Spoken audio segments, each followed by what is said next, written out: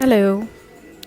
The ingredients for lemon rice is some garlics, 3 green chilies, 3 dry chilies, 1 onion, chop them into small, curry leaves. Now oil the pan, add mustard and some chana dal and urud dal. Add a hing, add the curry leaves and chilies and roast them in the oil. Now add the garlics to it. Once the garlic is cooked, add the onions to it. Fry everything together. That's it. The work with the stove is done. The next is preparation of lemon juice. Here I am taken 2 lemons and squeeze the juice of it. I have not added any water to it. Add half teaspoon of turmeric. Take 2.5 teaspoon of salt and mix it with the juice.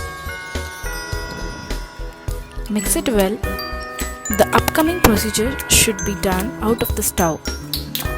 Add the rice to the kadai and mix everything together. Do you see? I'm not working with the stove. So after mixing everything, add the lemon juice little by little.